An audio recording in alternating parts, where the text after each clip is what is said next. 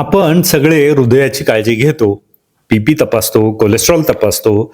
पण तुम्हाला हे माहिती आहे का? आपल्या पायाच्या पोटऱ्या म्हणजे काफ मसल्सला सेकंड हार्ट म्हटलं जातं. हो, आपल्या शरीरातला हा एक असा सायलेंट पंप आहे, जो दिवसातून हजारो वेळा काम करतो आणि आपल्याला त्याची जाणीवही होत नाही. आज आपण समजून घेऊया काफ मसल्स दुसरं हृदय का आहेत, त्यांची ताकद कशी तपासायची, ती कशी वाढवायची आणि त्याचा संपूर्ण आरोग्यावर काय परिणाम होतो. काफ मसल्स म्हणजे सेकंड हार्ट का, हे आधी जाणून घेऊया. आपल्या शरीरात रक्त हृदयापासून पायापर्यंत सहज पोचतं, कारण गुरुत्वाकर्षण त्याला मदत करतं. पण पायातून रक्त परत हृदयाकडे कसं जातं? इथेच काफ मसल म्हणजे पोटऱ्यातले स्नायू काम करतात. जेव्हा आपण चालतो, उभे राहतो किंवा पाय हलवतो, तेव्हा काफ मसल्स आकुंचन पावतात आणि रक्त वर ढकलतात एखाद्या पंपासारखे. म्हणूनच त्यांना म्हणतात पेरिफेरल हार्ट किंवा सेकंड हार्ट. उदाहरण म्हणून आपण समजून घेऊयात. कल्पना करा, आपल्या घराच्या पहिल्या मजल्यावर पाणी पोहोचवण्यासाठी आपल्याला काय लागतो? पंप किंवा मोटर लागते.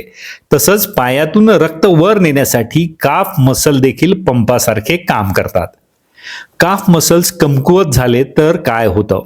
जर काफ मसल्स कमजोर असतील तर ब्लड सर्क्युलेशन मंदावतं आणि त्याचा परिणाम असा होतो, आपले पाय सुजतात, व्हेरिकोज वेन्सचा त्रास चालू होतो, थकवा जाणवू लागतो, डिझिनेस किंवा चक्कर आल्यासारखं होतं, रक्ताच्या गुठळ्या क्लॉट्स होण्याचा धोका निर्माण होतो आणि आपल्या हृदयावर देखील अतिरिक्त ताण तयार होतो. विशेषतः जास्त वेळ बसून राहणाऱ्या सिनियर सिटीजन्समध्ये हा प्रश्न जास्त दिसतो. आता काफची स्ट्रेंथ म्हणजे आपले पोटऱ्यांचे स्नायू मजबूत आहेत की कमकुवत आहेत, हे कसं तपासायचं?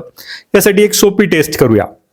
भिंतीचा आधार घ्या आणि एका पायावर उभं राहून टाच वर उचला. जर तुम्ही 15 ते 20 वेळा हे सहज करू शकत असाल तर तुमच्या पोटऱ्यांच्या स्नायूंची ताकद चांगली आहे. 5 ते 10 वेळा करू शकत असाल तर याच्यात थोडी सुधारणा आवश्यक आहे. आणि 5 पेक्षा कमी वेळा तुम्ही करू शकत असाल तर आपले काफ मसल्स हे कमजोर आहेत. आणि ही टेस्ट डॉक्टर सुद्धा वापरतात. आता काफ मसल जर आपले कमकुवत असतील किंवा त्याच्यात सुधारणा आवश्यक असेल तर ते मजबूत कसे करायचे? चांगली बातमी म्हणजे यासाठी कोणत्याही जिमला जाण्याची गरज नाही. पहिलं आहे वॉकिंग. दररोज 20-30 मिनिटं चाला, हा सर्वोत्तम व्यायाम आहे. वॉकिंग म्हणजे काफ मसलसाठी नॅचरल जिम. दुसरं आहे हिल रेजेस किंवा टाचा उचलण्याचा व्यायाम. सरळ उभं राहा आणि टाचा वर उचला, हळू खाली या.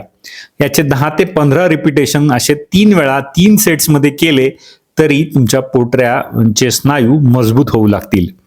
तिसरं आहे जिना वापरणं किंवा स्टेअर्स वापरणं. लिफ्टचा वापर करण्याऐवजी जिना वापरा. हा काफ मसलसाठी एक उत्कृष्ट व्यायाम आहे. चौथं आहे अँकल मुवमेंट म्हणजे आपल्या पावलाची हालचाल. बसल्या बसल्या पाऊल जे आहे पायाचं ते फिरवणे, त्याच्यामुळे रक्ताभिसरण सुधारतं. पाचवं आहे इंटरव्हल वॉकिंग म्हणजे वेगात चालणं आणि मग हळू चालणं. म्हणजे 2 मिनिटं वेगात चाला, नंतर 2 मिनिटं हळू चाला, मग परत 2 मिनिटं वेगात चाला. यानं हा जो पंप आहे पोटऱ्यातल्या स्नायूंचा तो जास्त प्रभावी होतो. ओव्हरऑल हेल्थवरती याचा काय परिणाम होतो? तर स्ट्रॉंग काफ मसल म्हणजे सशक्त पोटऱ्यांचे स्नायू असतील तर आपलं ब्लड सर्क्युलेशन चांगलं होतं, हृदयावरती ताण कमी येतो, थकवा जाणवणं कमी होतं, एनर्जी जाणवते, बॅलन्स चांगला राहतो, पडण्याचा धोका कमी होतो, जास्त ऊर्जा आणि चांगली झोप मिळू लागते. म्हणजेच काफ मसल्स मजबूत असतील तर संपूर्ण शरीर देखील मजबूत होत जातं. आपण बघतो शेतात काम करणारे लोक किंवा रोज चालणारे सिनियर सिटीजन्स सहसा जास्त ऍक्टिव्ह असतात, कारण त्यांचे काफ मसल हे रोज वापरले जातात, काम करत असतात आणि त्यामुळे ते स्ट्रॉंग असतात. आपण रोज हृदयासाठी चालतो असं म्हणतो, पण खरं म्हणजे आपण पायाच्या दुसऱ्या हृदयासाठी चालतो. त्यामुळे आजपासून लक्षात ठेवा, हेल्दी काव्स म्हणजे हेल्दी सर्क्युलेशन. दररोज थोडं चालणं, थोडे हिल रेजेस आणि शरीर स्वतःची काळजी स्वतःच घेऊ लागेल. कारण कधी कधी आरोग्य सुधारण्यासाठी मोठे बदल नाही तर छोट्या छोट्या हालचाली देखील पुरू शकतात. मंडळी, हा व्हिडिओ आवडल्यास नक्की लाईक करा, तो जास्तीत जास्त शेअर करा. तुमचा काय अनुभव आहे